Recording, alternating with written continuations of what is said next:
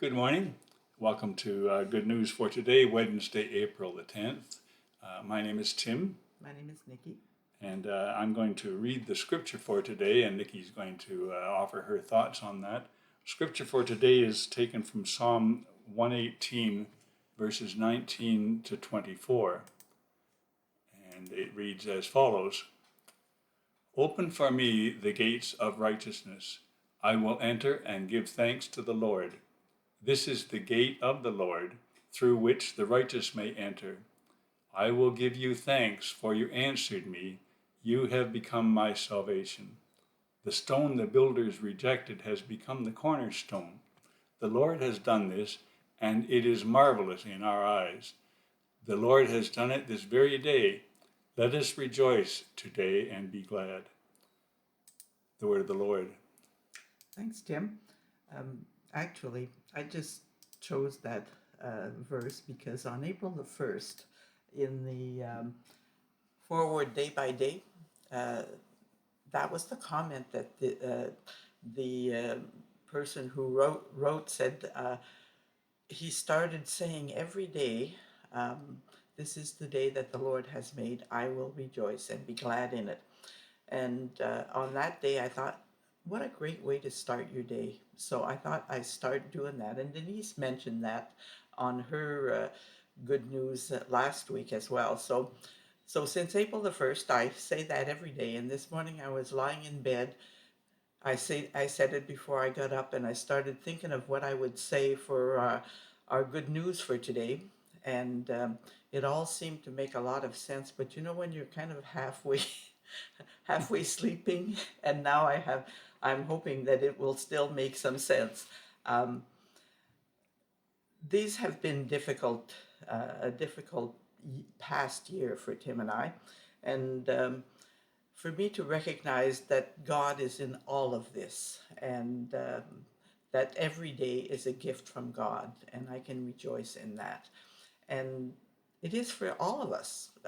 And some days it's easier than others. This morning, when I walked with my dog and I saw the forsythias out, and all kinds of little flowers are coming out, and the buds are coming out too, and it's just so exciting and lovely. And it's easy to say, "This is the day that the Lord has made. I will rejoice and be glad in it."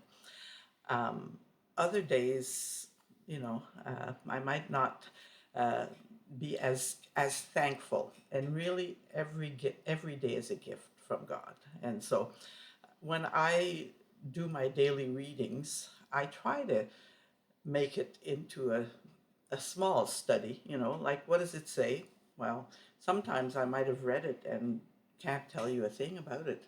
I'm thinking about something else. And so, if that's the case, I have to reread it. And then I have to say, what does it mean? Because, the gates of righteousness and all of this stuff. And how does it apply to my life? That's the application. And I think Mark is really good in always emphasizing the application after every one of his messages. I should write them down, actually. But anyway, so what does it say when I say, this is the day that the Lord has made? I'm here, I'm here. And um, I think of uh, other things like those who have gone before us. I think of our son who passed away. He's not here. Where is he? I'm working on that. I'm working on that. Um, what does it mean to me that I'm here? What do I have? What should I do? Uh, why am I here? What is my purpose in being here?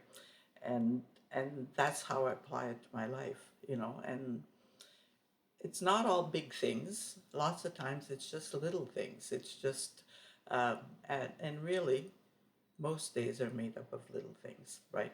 And I've been thinking we haven't focused on the Psalms very much. It was great that Betty Adair did, and so I'm trying to focus on the Psalms more. And I run into David a lot. David in the Psalms. He didn't write all the Psalms, but quite a few of them. And I've always thought that when I read David's Psalms, he sounds a little bit like he starts off in distress, in you know, in the pits. he's, he's he's so discouraged, and by the end of the psalm, he's rejoicing. It's a little bit like he's bipolar, but and maybe he is. I don't know, but I think we can all identify with sometimes focusing on the negative and trying to uh, come across some positive thoughts in that. So, my challenge for you today is to try and see the goodness of God in creation. Yesterday was an awesome day with the solar eclipse, and I saw how many people were amazed at our creation, our God's creation. And I think a lot of those people were probably may not have been believers, thinking that God made this wonderful world, but they might be thinking differently today because of that. Um, so applying this to my life, I'm trying to continue to say, this is the day that the Lord has made. I will be glad and rejoice in it. And I think Tim is going to close with another verse that you can contemplate on. Yes, Nikki suggested that I would close with this verse. This is John 14, verse 27, and it's Christ speaking here. And Christ says, "Peace I leave with you, my peace I give you. I do not give to you as the world gives. Do not let your hearts be troubled, and do not be afraid." Those are good, encouraging words for times like this. Thank you for joining us this morning, and I wish you a great day, and God bless. And enjoy the sun. It's lovely. Bye now.